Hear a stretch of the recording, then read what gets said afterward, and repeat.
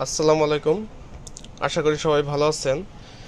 এই যে আপনারা দেখতে পাচ্ছেন, এই যে আমার যে মালামালগুলা দোকানের বেশ এলোমেলো হয়ে আছে।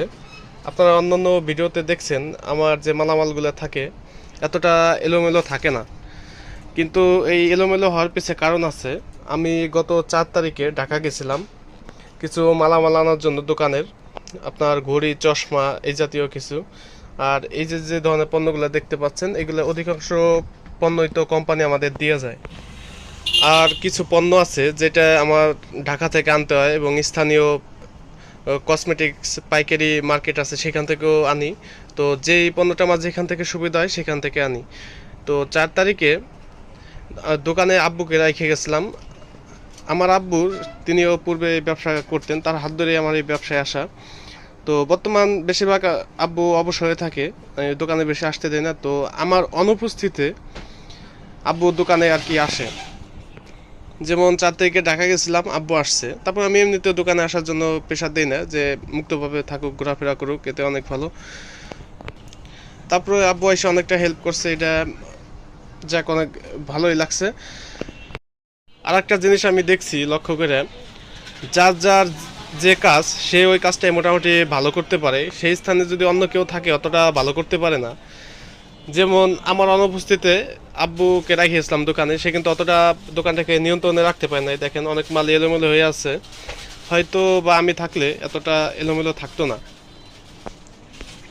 আব্বু যখন দোকানদারি করছে তার মধ্যে তার দোকানও তো সে সময় সে অনেকটা সাজাই গুছাই রাখছে। কারণ ধারাবাহিকতা এক জিনিস, ধারাবাহিকতা না থাকলে অনেক জিনিসই নিয়ন্ত্রণের বাইরে চলে যায় আসলে। প্রত্যেকটা মানুষের তার ব্যক্তিগতভাবে দোকান সাজানোর একটা নিয়ম নীতি থাকে, সেভাবে সে সাজাই গোছাই রাখে। একজন আরেকজনের জায়গায় অতটা ভালো করতে পারবে না, যে যার মতো সে তার মতো করে আর কি সাজাই রাখতে পারে। তো আপনাদের এখন দেখাই যে ঢাকা থেকে কি ধরনের মাল কিনলাম। ঢাকা থেকে মূলত আমি ঘড়ি, চশমা এবং এই ক্যালকুলেটর এবং ঘড়ির কিছু পার্টস পাতি, কারণ আমি আমার ঘড়ি সার্ভিসিং করি, তো এই জন্য সেই ধরনের কিছু জিনিসপাতি এইগুলো আর কি কিনি। আর এইগুলো তো কোম্পানির পণ্য, অর্ডার দিলে কোম্পানির লোক আসে, তারা দিয়ে যায়। আর কসমেটিক্স আইটেম এটাও আমার কিনা লাগে। তারপরে ওই যে ছাতা, এরকম কিছু আইটেম আছে যা নিজের যে ঢাকা থেকে কিনতে হয়।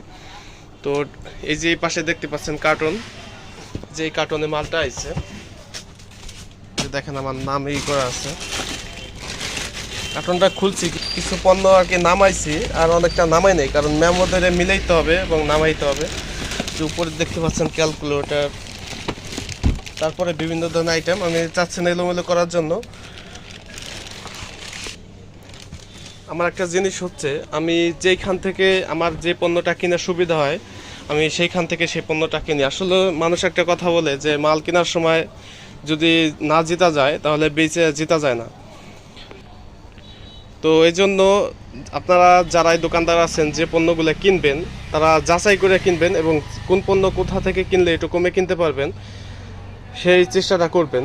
আপনাদের এক্সাম্পল স্বরূপ আমি যে একটা ডিয়ার বল দিয়ে বুঝাই।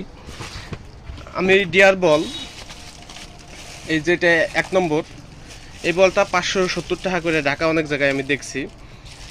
আর কিছু কিছু দোকানে আমি 550 টাকা করে আনছি একই ধরনের বল। আমি কিছুটা দু একটা দোকান যাচাই করার কারণে এই বলগুলো কিন্তু আমি 20 টাকা করে ছাড় পাইছি। এই জায়গায় 6টা বল আনছি, এই যে 2 ইসে দেখেন, 6টা বলে প্রায় আমার 120 টাকা মানে আমি জিতছি।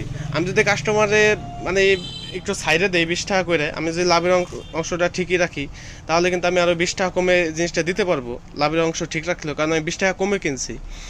এরকমভাবে পণ্য কমে কিনা আলাদা একটা গুণ আছে। যদি আপনারা পণ্যগুলোকে একটু কম দামে কিনতে পারেন এরকম ঘুরে ঘুরে, আমার বিশ্বাস আপনারা ব্যবসায় ভালো একটা পর্যায়ে পৌঁছে যাইতে পারবেন। কারণ প্রত্যেকটা কাস্টমার চাবে পণ্য ভালো, দাম কম। এটা প্রতিনিয়ত আমি দোকানদার, আমিও যেটা চাই মার্কেটে গেলে, যে পণ্যটা যাতে ভালো হয়, মালের দাম যেন কম থাকে। আপনার থেকে যে সমস্ত কাস্টমাররা কিনবে তারা ওই একই জিনিস কিন্তু আপনার প্রতি তারা আশা ব্যক্ত রাখবে যে মালটা ভালো নিব, দামটা কম দিব। তো এই দুইটা সমন্বয় কিন্তু আসলে ব্যবসা। আর ব্যবসাটা এত সহজ বিষয় না, এটা তো আমি আপনাদের অনেক ভিডিওতেই বলছি।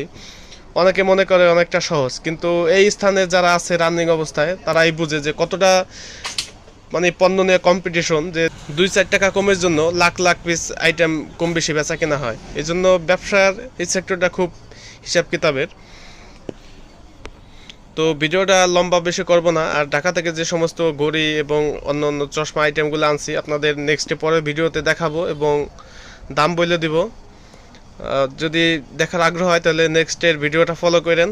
সবাই ভালো থাকেন, সবার জন্য শুভকামনা।